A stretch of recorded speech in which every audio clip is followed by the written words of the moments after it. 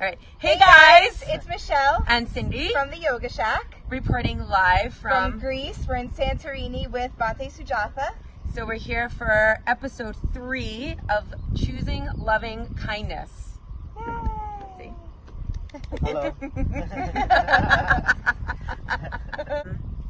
How long is enough for meditation? Like, what's the right amount of time to sit? Okay. Thank you so much, Cindy and Michelle, doing this with me in Santorini, Greece. It's a beautiful evening. So there's question always people asking that about the time.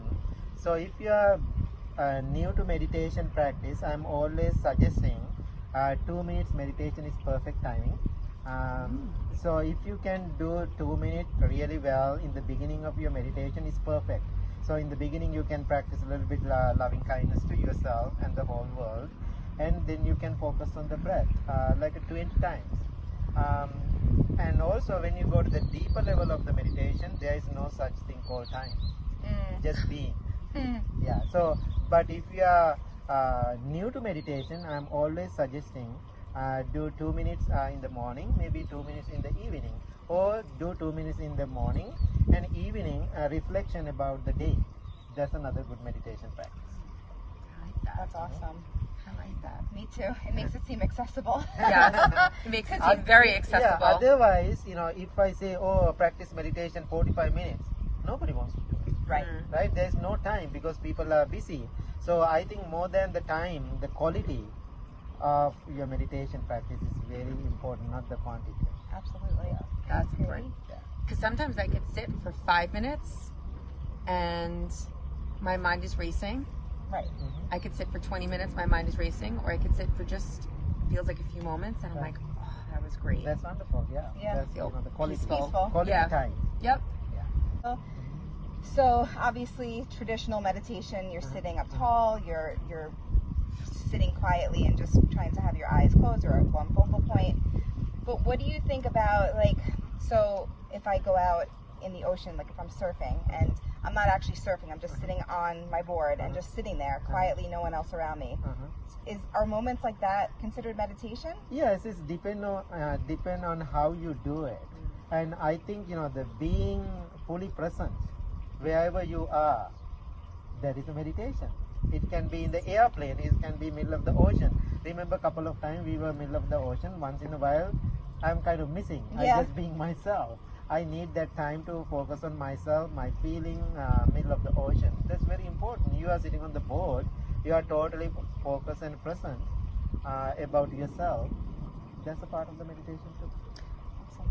But may I ask, but I've always thought that about like hiking or walking, but really I'm not focused 100% on that, on my breath, because I'm focused on walking. You're focused on sitting on your board and not falling off. I'm just saying, like, just a different, because sometimes people say, oh, it's like they'll go to whatever, a dance class. I'm like, oh, that's my meditation.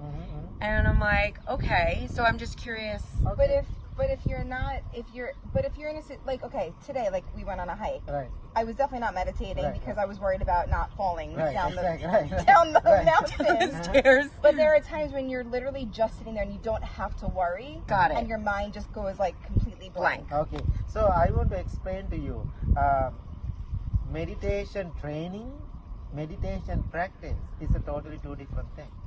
So you can, sitting on the cushion, close your eyes, and you are training yourself about your feeling. As I said, silent observer, observing your feeling. Because when we are running around our daily activities, we don't have time to focus. We just do like the machine.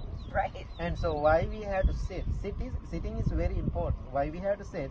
When you sit down, you can see what exactly happening inside us. Now think about this pool. It is so calm and clear, and we can see the depth of the pool, right? Same thing, if your mind is distracted, you cannot see what exactly happening. That's why sitting meditation is very important to understand how your mind is working. But after you get that training, then you go to the world. Then you play with the game, play the game. Right. Yeah. So, now think about it. If you are in a grocery store, bank, then you can see your patient, person behind you. You are at the airport, always I get those experience, then I can see where I'm at with my practice. So, the life is meditation. Then everyday life we are sitting and closing our eyes, focus on the breath, allowing ourselves to calm down. Then we live our life joyful. So it's like bringing that practice into Applying it. every area of your life. Exactly. I like that. When you say like, all right, it's okay for start with 2 minutes. Right. Start with just like yoga, like it meets you where you're at. Meditation will Yeah, meet you where you're because at. Michelle, I think people are doing jobs everyday life, right? So sometimes people think why I cannot meditate, because meditation is also another job. Right. Exactly. There is no It's like a such chore. thing. Yeah, there is no such thing called doing meditation. Just being, observing how you feel, how your thoughts are, your emotions, and that is the practice. That's the meditation. That's so true, because for a while I was using a meditation app with my daughter, and it became a chore. Like it was something else I had to just do, get done with, and then I was like, okay, I'm done for the day. It was like a check off. Right, exactly. And it wasn't enjoyable because it was just something like, Yeah, it's become another big responsibility. Exactly. Exactly. And then it never lasts. Yeah, Right. I have Yep. experienced one lady went for the 2 weeks retreat. After retreat, I was talking to her. I was asking, Kathleen, how was your retreat? And now I'm exhausted. I need a vacation. So then in that moment, I was thinking, she didn't meditate, because it's become another whole 2 weeks full-time job for her. Yeah. That's why she's tired and exhausted. So if you Absolutely. really live with meditation practice, then you feel good. You can do so many things in the world after that. Walk right away. But how do you approach a situation where you're around certain people in your life that might be very negative, but you can't necessarily walk away from them? Right. It's they're just in your life, whether it's family or friends or somebody you just have to deal with. So number one, that's a part of life. So Yeah. negativity exists everywhere in the world. You cannot escape. So now we are living in this beautiful island right now. Even this being in this beautiful place, we can find something negative, something painful, something difficult. Then we feel, oh, ruin my whole, the retreat. And so other one, so especially for the meditation practice, so when you are more than sitting on the cushion, when you have those moments, how you are dealing with them, how you are dealing with the situation, how you are looking at that situation, there's a whole other practice is there, right? So as you said, when we have some close people, family members, the children, or husband and wife, very difficult to walk away from them. And so when we have those negative moments, so our reaction also negative. Right. That means there is a fire now. So there is a one fire, there is another fire. Now both fire come together, then we have become a bomb, right? Right. It's a big blast. So how about when you see some negativity? So you have to observe your own mind and stay silent and calm, or just walk away. Then the person is ready to discuss, then you can discuss. Otherwise, you are the one suffer lot. Right. Yeah. Yeah. I know. I love the quote where it says, when you hold on to anger, it's like drinking the poison and Right. wishing the other person would die. Right, exactly. It's perfect. It is a perfectly said, right? Yeah. Yeah. It's so Oh, true. yeah. And you do. It becomes like almost like it's almost like it eats at you, and then you're reacting to them. Right, then they're yeah. going to react right back to you, and it's There's a fire, then Yeah. it's a Yeah. burning whole world, right? And also, there's a beautiful opportunity for you to practice. So my whole life, I learned from being in that kind of difficult situation. I thought this is if I lose this time, that means I never get this time again to Exactly. learn something beautiful. Huh. Yeah. Again, as you said, change your perspective about life, the situation, then you can learn. Otherwise, always we are so used to looking at the negative side of experience. We Yeah. never see the positive. So without being negative, there is no positive. Because of positive, negative exists. That means negative and positive is support into each other. Yeah. It's funny, I have my 11-year-old daughter. She tends to be really negative. It could be I swear we could be in a candy store, and I think she would just find something negative, and then in these moments where just me as the mom, I want her to appreciate and be excited and be grateful, or we go on a hike, like, come on, let's go on a hike, or let's go here, and it's like, oh, I don't want to, my hip hurts, my this hurts, I'm tired, where I'm hungry, it's always something, and it eats at me, and then I find that I'm getting so angry, and then I'm human, I become explosive, and I have these moments where I'm like, well, I lose it, or I react to her, and then she reacts to that, and I just find it's like combative, and it's not productive, and I never know how to meet her where she's at. Right. So my other suggestions, when you have those, don't try to give the answer at that moment, right? So just wait, and the change of the topic, or maybe go home and she's relaxed, you are relaxed, then you can take her to the side. Oh, I want to talk to you because I love you so much, and then she's kind of ready to listen to you. She'd be like, huh? Right. Why aren't you yelling at me? Right. Well, that's why, like, even, as business partners and best friends, when I know that, like, there's something going on that's, whatever, whether it's like a stressful situation or something that I forgot to do that I know is going to upset you or whatever. Well, because, listen, it happens, and that's my biggest, that's my biggest flaw. That's why I give you space, because I know in that moment, there will be a reaction. I need to breathe. I think Michelle, is a really good practice. If you see somebody is really distracted and upset, there's no benefit. The best thing is that time solve the problem. Right. So we have to apart and walk away. Then we have to come back. Just to give that space to breathe. Yeah, exactly. Present. Otherwise people need right now. I need the answer. No. Yeah. You're making more problems in that situation. And I would imagine if you give somebody that space, in that space, they'll probably realize possibly their thoughts. Like even my 13-year-old does that all the time. Right. She'll disappear when because she's pretty good sometimes when she feels like herself.